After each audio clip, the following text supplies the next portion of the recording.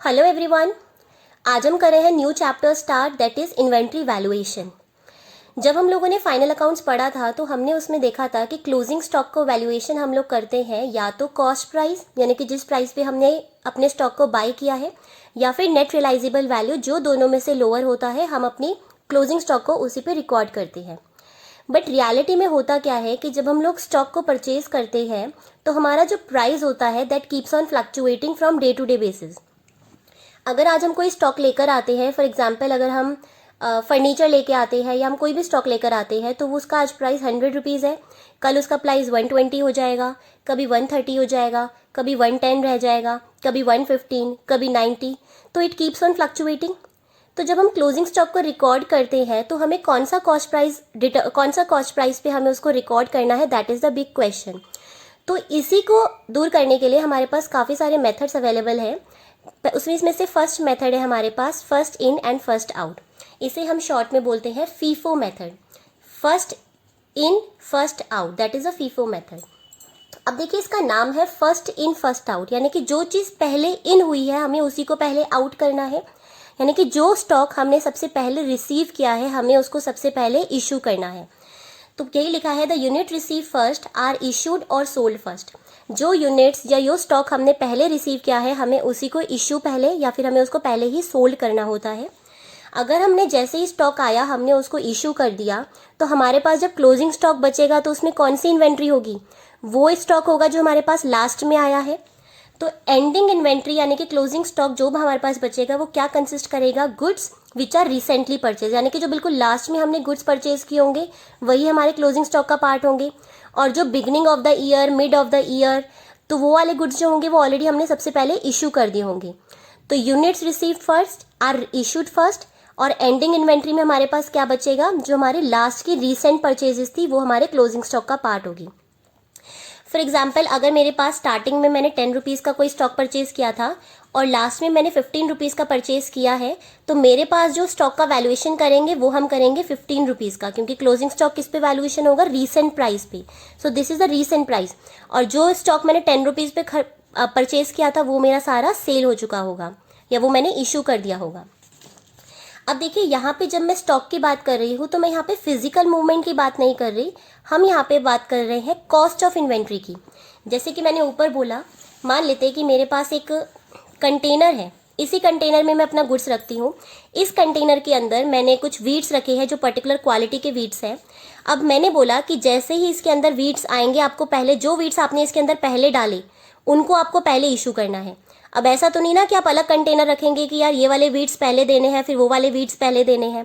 तो जैसे वीट्स आएंगे हम इस कंटेनर के अंदर भरते चलेंगे और जो कंटेनर होगा उसमें कौन से वीट्स बच जाएंगे? जो लास्ट वाले हैं। तो हम फिजिकल मूवमेंट की बात नहीं कर रहे कि भैया पहले डब्बा उल्टा करो, जो नीचे के वीट्स है पहले हमें उसको निकालना है। हम तो फीफो मेथड लगा रहे हैं। ऐसा थोड़ी ना होगा कि आप पहले डब्बा उल्टा करोगे, जो नीचे के वीट्स हैं आप उनको सेल आउट करोगे। तो यहाँ पे हम फिजिकल मूवमेंट की बात नहीं कर रहे, यहाँ पे हम कॉस्ट प्राइस की बात कर रहे हैं। तो जब हम इस कंटेनर में से वीट को सेल करेंगे या इशू करेंगे तो डेफिनेटली वो ऊपर वाले ही वीट उठाएगा। जो भी वहाँ पे स्टोर में लड़का होगा वो क्या करेगा, यहाँ से जो भी वीट होंगे ऊपर से वो वही उठा के देगा। बट ये जो ऊपर से उठा के देगा इसकी कॉस्ट क्या होगी? इसकी जो कॉस्ट होगी वो वही होगी जो नीचे वाले की थी। तो जैसे मैंने बोला, अगर 10 रुपये का मैंने नीचे वाला वीट आया था मेरे पास, अब जो मेरा रिसेंट वीट आया वो 15 रुपीज़ का आया।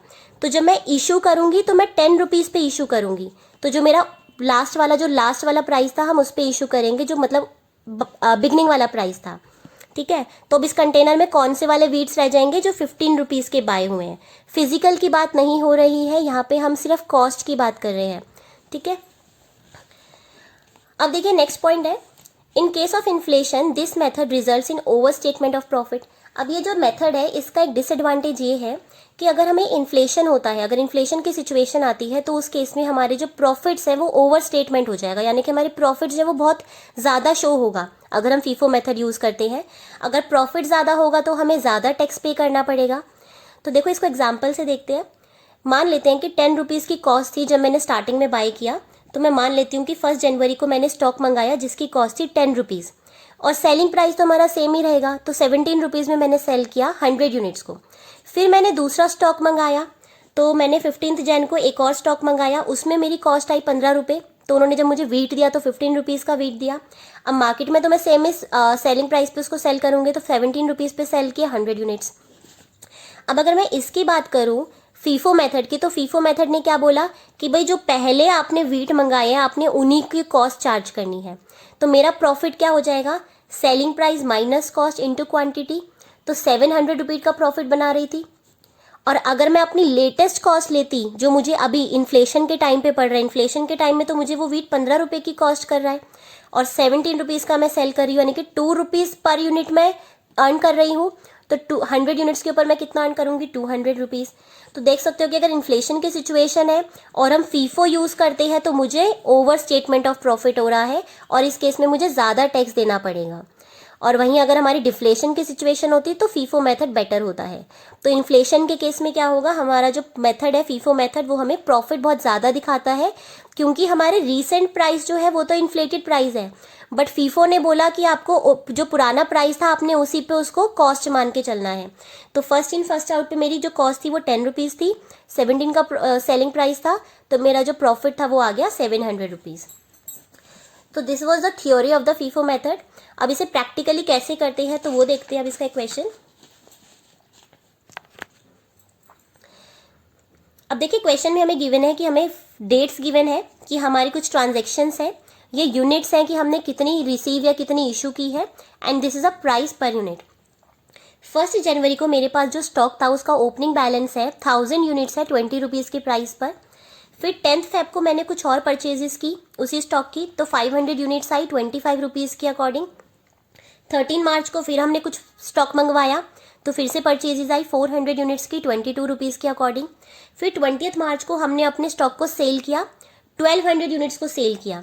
सेलिंग प्राइस यहाँ पे रिकॉर्ड नहीं करना क्योंकि हम बात कर रहे हैं कि अपने क्लोजिंग स्टॉक की वैल्यूएशन की बात कर रहे हैं, हम प्रॉफिट कैलकुलेट करना हमारा मोटिव नहीं है, तो इसलिए हम सेलिंग प्राइस नहीं लिख रहे कि हमने कितना एक्चुअल में सेल किया। 6 जैन को हमने सेल किया 500 यूनिट्स। 12 मई को फिर से परचेजेस की 400 यूनिट्स की 25 रुपये पर यूनिट का कॉस्ट है। 30 जून को फिर हमने सेल करी 500 यूनिट्स और इसका सेलिंग प्राइस नहीं है। अब देखिए इसको बनाते कैसे हैं।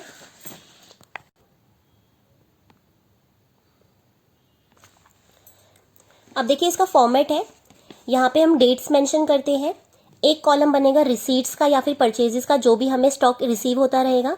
इसके अंदर हम यूनिट्स कितनी परचेज की, कितना प्राइस पर यूनिट, कितने प्राइस पे की और उसकी टोटल कॉस्ट कितनी आई। फिर यहाँ पे इशू का कॉलम बनेगा, इशू में भी सेम यूनिट्स, कितनी यूनिट्स हमने इशू की या सेल करी, किस प्राइस पे की और कितना हमने अमाउंट उसका बना। फिर लास्ट में हमारा कॉलम बनेगा बैलेंस का या फिर स्टॉक इन हैंड कह सकते हैं कि एट दी एंड हमारे पास कितना स्टॉक बचा है। तो इसमें भी same units, price per unit and amount, तो तीनों का कॉलम जो है वो सेम है। अब देखिए हमारी जो फर्स्ट ट्रांजैक्शन थी वो थी 1 जनवरी का ओपनिंग बैलेंस था 1000 यूनिट्स 20 रुपीज़ के अकॉर्डिंग। तो ना तो ये परचेज है ना ही हमारी सेल है, तो ये हमारा ओपनिंग बैलेंस है। तो 1 जनवरी का हमारा क्या हो जाएगा, ना तो रिसीट्स में रिकॉर्ड करेंगे ना ही इश्यूज में रिकॉर्ड करेंगे, तो हम कहाँ पे रिकॉर्ड करेंगे, बैलेंस वाले में। तो 1000 यूनिट्स से 20 रुपीज़ के अकॉर्डिंग 2000 हमारा स्टॉक का वैल्यूएशन बच गया। उसके बाद उन्होंने कहा कि 10 फरवरी को हमने परचेज किया 500 यूनिट्स 25 की रुपीज़ के अकॉर्डिंग, तो 500 यूनिट्स 25 पर। तो वही हम लिखेंगे यहाँ पर कि 10 फेब आया, 10 फेब को हमने यूनिट्स रिसीव की है तो इसलिए परचेजेस वाले कॉलम में लिखेंगे कितनी परचेज की 500 क्वांटिटी, कितने रुपीज़ पे की 25 रुपीज़ के ऊपर, तो टोटल कॉस्ट कितनी पड़ी 12,500 की हमारे पास इन्वेंट्री आई है। इशू हमने कुछ भी नहीं किया, हमने कुछ भी सेल नहीं किया, तो यहाँ पे कोई रिकॉर्डिंग नहीं होगी। अब हमारे पास स्टॉक में क्या बचा, 1000 यूनिट्स 20 रुपीज़ वाली 2000 की, ये जो ऊपर थी हमारे पास ओपनिंग बैलेंस, और हमारी रीसेंट परचेज जो 500 यूनिट्स हमने मंगाई 25 रुपीज़ के ऊपर 12,500। तो ये हमारा क्लोजिंग स्टॉक अभी तक बच रहा है हमारा 10 फरवरी को। So this is a closing stock. इसके बाद 13 मार्च आया, 13 मार्च को फिर से हमने परचेजेस की 400 यूनिट्स की 22 रुपीज़ की, तो फिर से परचेजेस में रिकॉर्ड होगा। तो यही हमने 13 5 लिखा, 400 यूनिट्स 22 रुपीज़ के अकॉर्डिंग, तो हमारे कितनी बन गई उसकी कॉस्ट 8800 रुपीज़ की। तो से इशू हमने कुछ भी नहीं किया तो यहाँ पे कुछ भी रिकॉर्ड नहीं होगा। अब हमारे पास क्लोजिंग में क्या बचा है, 1000 ये वाला 20 रुपीज़ पर, 500 ये वाली यूनिट्स 25 रुपीज़ पर, और 400 जो भी हमने रिसीव किया है 22 रुपीज़ के ऊपर। सो ये हमारा क्लोजिंग स्टॉक की वैल्यूज़ है कि 1000 यूनिट्स, 500 यूनिट्स एंड 400 यूनिट्स, ये उनका रिस्पेक्टिव प्राइस है जो हमने पे किया था, और ये हमारा कॉस्ट उनकी टोटल बन गई। फिर आया हमारे पास 20 मार्च। अब देखिए 20 मार्च को उसने बोला था कि हमने सेल की है 1200 यूनिट्स, तो 1200 यूनिट्स हमने इशू की है, तो हमने 20 मार्च लिखा। इशू की है तो परचेजेस में तो कुछ भी रिकॉर्डिंग नहीं होगी। अब इशू की है 1000 यूनिट्स और 200 यूनिट्स। अब देखिए 1200 उसने टोटल बोला था, उसने टोटल बोला कि 1200 यूनिट्स इशू की है, तो अब इनमें से कौन सी हम 1200 यूनिट्स इशू करें? तो हमने बोला जो पहले आई है वो पहले भेजना है, तो हमारे पास पुराना 1000 की यूनिट्स थी, तो पहले 1000 भेज दी 20 रुपीज़ पर। फिर हमने 500 में से 200 इशू कर दी 25 रुपीज़ पर। तो देखिए हम यहाँ पे फिजिकल क्वांटिटी की बात नहीं कर रहे, हम यहाँ पे प्राइस की बात कर रहे हैं। तो पहले 1000 यूनिट्स 20 रुपीज़ पर, तो 2000 वाला स्टॉक चला गया। उसके बाद 500 में से हमने इसमें से 200 इशू करी, क्योंकि 1200 ही तो इशू करनी थी ना, तो टोटल 1200 इशू करनी थी, तो 500 में से 200 और इशू कर दी 25 रुपये के हिसाब से, तो ये आ गया 5000 रुपीज़। अब हमारे पास स्टॉक में क्या बचा? ये तो नहीं बचा, ये वाली तो इशू हो गई।